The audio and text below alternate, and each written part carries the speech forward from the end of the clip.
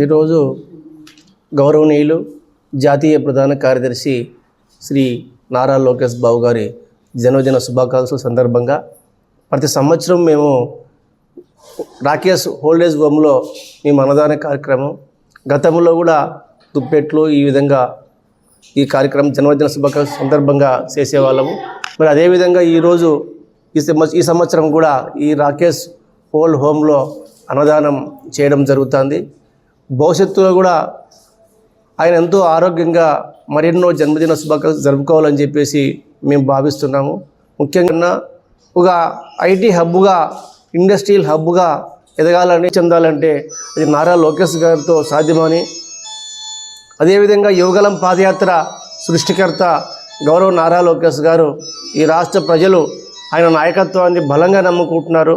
భవిష్యత్తులో కూడా ఇలాంటి కార్యక్రమాలు మేము ఎన్నో చేసే విధంగా ముందుకు తీసుకెళ్తాం. మరి నారా లోకేష్ బాబు గారు మాకు దిన శుభాకాంక్షలు ఒక పండుగ వాతావరణంతో టీడీపీ కార్యకర్తలు ఈ రాష్ట్రం మొత్తం చేసుకుంటున్నారు. అదేవిధంగా మేము కూడా మా మిత్ర బృందం, మరి వన్నూరప్ప గారు, మరి మా సోదరుడు మా దళవాయి వెంకటేష్ గారు ఈ కార్యక్రమంలో పంచుకొని మరిన్ని భవిష్యత్తులో కూడా ఇలాంటి కార్యక్రమంలో ముసులుగా యాక్టివ్గా పాల్గొని మేము పాల్గొంటామని చెప్పి తెలియజేసుకుంటూ ప్రధాన కార్యదర్శి ఐటీ శాఖ మంత్రులు శ్రీ నారా లోకేష్ బాబు గారికి జన్మదిన శుభాకాంక్షలు.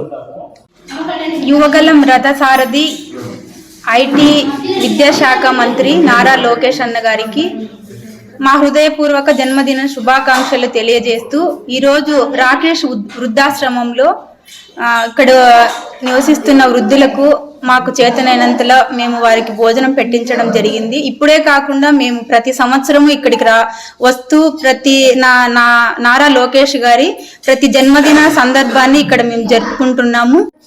జాతీయ తెలుగుదేశం పార్టీ ప్రధాన కార్యదర్శి నారా లోకేష్ గారు నిండు నూరేళ్లు సుఖ సంతోషాలతో ఈ రాష్ట్రంలో, ఈ దేశంలో అనేక పదవులు తీసుకోవాలని చెప్పే ఉద్దేశం మీద, ఆయనకి మంచి జరగాలనే ఉద్దేశం మీద ఆయన పుట్టినరోజు సందర్భంగా దళవాయి వెంకటనారాయణ గారు బీసీసీఎల్ రాష్ట్ర అధికార ప్రతినిధి, అదేవిధంగా దళవాయి రామాదేవి గారు